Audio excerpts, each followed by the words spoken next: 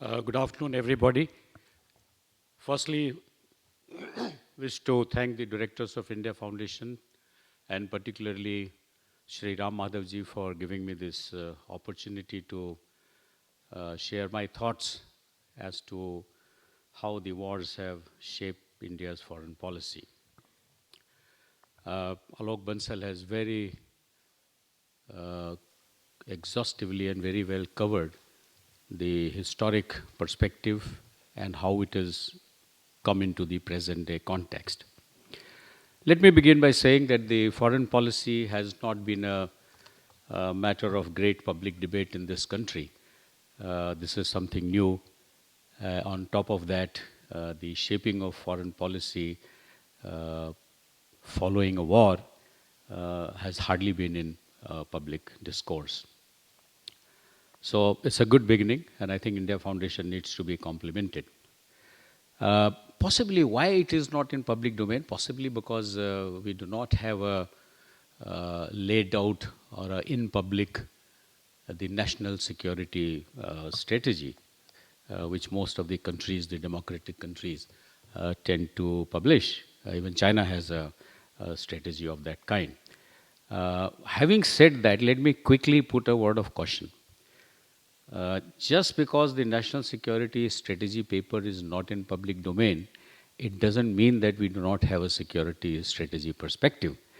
There are institutions within the government and some outside who are constantly evaluating the environment, and they deliberate amongst those who have to craft out a diplomatic and sort of foreign policy or a defense policy agenda and the framework. So we do have, except that we don't have it in public. Let me give one more definition of war.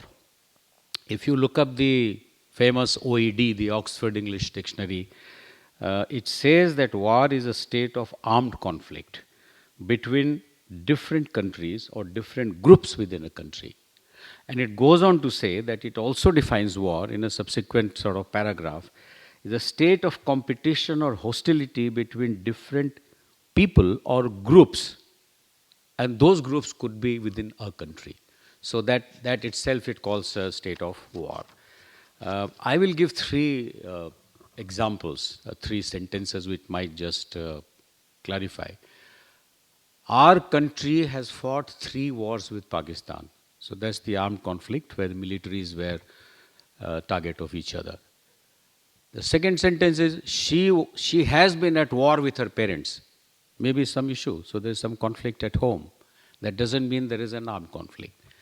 The third statement, authorities are waging a war against drug mafia. Again, so we're talking about various groups within or outside country, and you will see that broadly they will fall into these categories. All these are wars of different types. Apart from the military conflicts which India has fought, and it has reshaped our foreign policy, like Alok pointed out, there are a number of larger systematic forces in the geopolitical domain, which have rightly led to reshaping of our, or maybe recoursing of our foreign policy.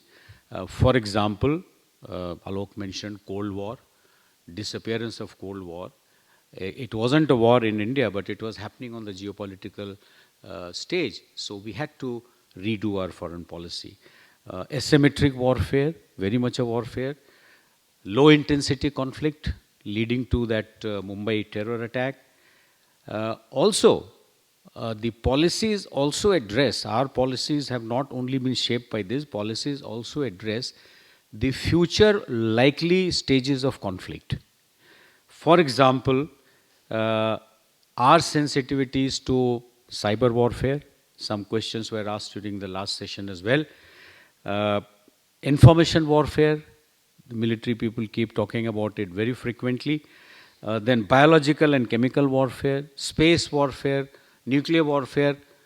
These may not happen, but we have a very well laid out policy in our foreign policy articulation. You will see how as we go on. Now, all of these actually employ the military warfare tactics and also reflect in our foreign policy sometimes in public domain, sometimes not in public domain. You heard the Honorable Minister of State yesterday, Shri M.J. Akbar, and very succinctly he articulated that prosperity and security are the fundamental principles of foreign policy of a country. Various types of wars have shaped the manner in which Indian state has pursued and achieved these aims to large extent. Shaping of foreign policy is very often determined by political leadership or individuals as to what is their understanding of the geopolitics and how they want to accommodate the worldview to benefit their people's prosperity in their own country. So that is it has to take into account the region, the neighborhood, and the world as a whole. While some of us may see it only from a military point of view, some of us may see it from our own point of view, but the government of the day, the political leadership, has to take these factors into account. To my mind, there are three factors which often drive the national interest and therefore the foreign policy. The first one, I will say, the geopolitical situation, which a lot of examples was given by Alok Bansal. Economic needs and resources which are available within the country, they also drive the foreign policy. I can't say that I will go and fight with USA, I'll be foolish. Neither do we have resources, nor do we have the capability. Thirdly, the defense of country, that is the territorial integrity, and I don't mean that only land territory, we are also talking about our exclusive economic zone and the areas where we actually exercise legal rights to do many things. So those as well are very much in the Indian domain. So what I will do is in the context of our wars, I will not discuss each war, but I will give you a general as to what has happened to 1962 war, how we shaped the policies, and what are the policies right now which are, a result of many conflict-like situations that we have had, last one being Doklam with China. So I'll start with China first. In the context of Indo-China War of 62, it was clearly a lesson that in the interstate relations there are no permanent friends. It was Hindi Chini Bhai Bhai, but it just fell apart. The national interest drive the actions of any country. Dalai Lama's exit to India has, they made the Chinese think that India has the potential to fermentate trouble in Tibet. And therefore India must be taught a lesson. And one of the lessons was 1962. And China does exhibit preference for offensive use of force, that is the military power, and tends to see territorial dispute as very high value conflicts. Both Indo-China border wars or skirmishes which have taken place, including Doklam and the South China Sea, are some of the examples that I can quote. After 62, Indian foreign policy has constantly pursued collaboration with the technologically advanced country. Firstly, during Cold War with the Soviet Union, the other reasons Alok had mentioned, and post-Cold War with it has been evenly spread to Russia and number of the Western countries who are technologically very advanced, primarily to build our capability so that we can stand up. In the last 4 years, Prime Minister Modi has been more proactive and displayed the policy of very cleverly engagement with China, but not buckling when China uses military power. That's the first policy. The second one is cooperate on global issues. It doesn't mean that you are at fight with China.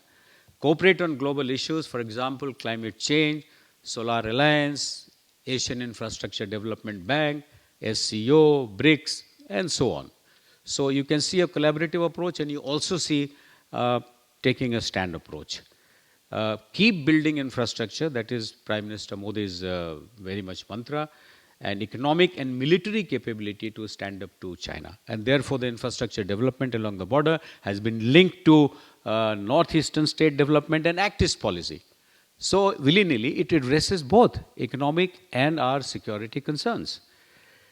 Even on nuclear issues, we have a common concern with China and we share it. We want world free of all the weapons of mass destruction. No first use policy, both countries, they are very on same page. No use of nuclear weapon against any non-nuclear state.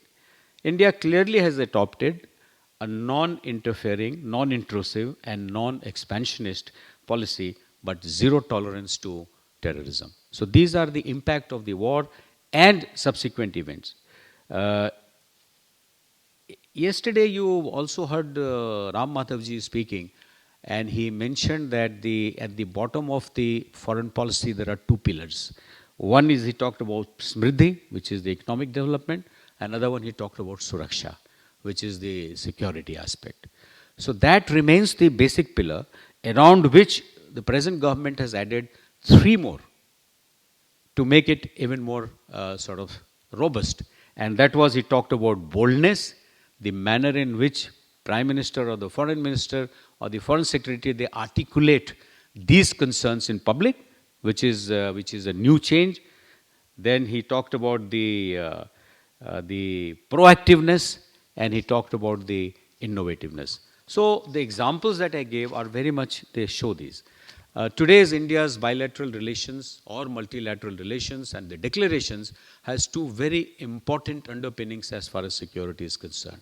Virtually, majority of countries now, we say that maritime security for freedom of navigation for trade, that is one, economic, and counterterrorism. Now, today, when you have a, let's say, ASEAN Delhi Declaration, the newspapers don't say that we have signed 10 pacts on trade, commerce, shipping. No. It says Delhi Declaration for eradication of terrorism and maritime security. Now, that itself speaks about the big change in thinking. It has now come into public discourse in the open. 5 years back, we would have been very hesitant to say the same thing in public. But now, even the newspapers are, getting used to this.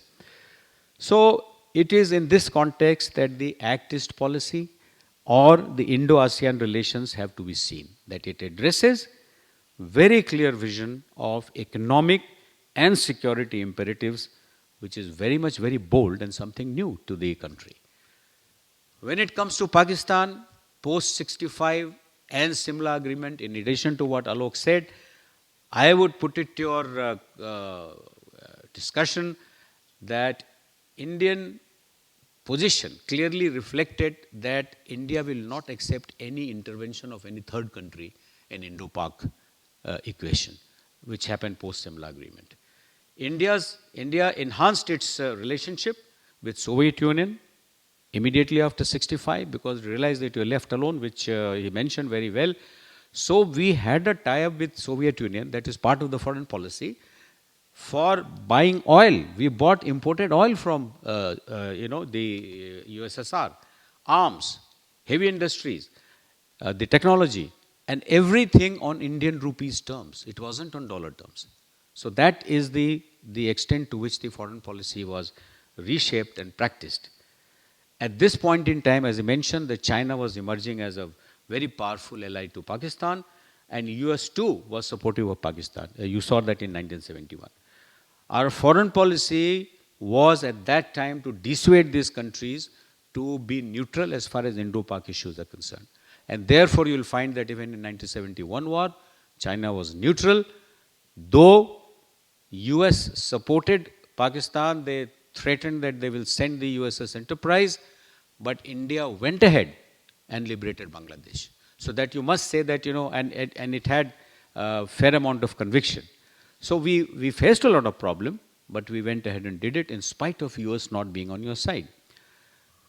Now, we come to next stage that China began to place its nuclear weapons on the Tibetan Plateau, and US indulgence in Bay of Bengal during the 71 war. It forced India to take a decision that we will make nuclear weapons. So that was a big decision and big foreign policy change. Some of it was not declared, which was declared much later during Mr. Vajpayee's time when the actual explosion took place. But the preparation for it started soon after 71 war. The subsequent Pakistan policy has been to use terrorism as the foreign policy of the state. And India has very much reshaped its policy. And now we say that we will punish Pakistan across the line of control if it becomes unbearable. Now that's again a policy. We will not talk to them till such time this across the border terrorism and dispatch of these terror groups carries on. So that again is a policy which has come out of various fought wars, some of them not fought wars, but very much a perceived war. Post-Cold War India found itself out of the perceived shadow of the former USSR, which led to, again, restructuring of our economic and security policies. Look East in 1991, which PM Modi has further intensified into Act East policy. We now see that Indian Ocean is coming back as the fulcrum, as the center of connectivity and security architecture of the region. And you would have seen the latest ASEAN declaration. We opened our doors to foreign investment, and economy was sort of liberated for the good of people to increase our per capita income. Strategic partnership with all major world powers, regional groupings like BRICS, IBSA, BIMSTEC +2, SCO, those have also progressed. We are net security provider. We are seen as a net security provider in the IR littoral, which is a very well-graded adjustment to our foreign policy to position India at the center with the changing geopolitics of the realities of these geopolitics. Constructive engagement with everybody, non-interference, but not hesitating in timely and quick intervention as far as national security is concerned. Now it is all articulated. Domestic issues should not hamper the foreign policy matters, but there is some adjustment has to be done because ultimately foreign policy is a reflection of your internal issues as well. Policy of neighborhood first and Sagar is a very strong and clear foreign policy message emerging out of the economic and security of the economy and security of the country. And PM Modi has also appreciated that unless you start making things yourself, particularly the arms and weapons, you cannot become a regional power or you cannot become a power to be reckoned with. And therefore, this Make in India, which is being driven by the foreign policy articulation with other countries, is one such big pointer in that direction.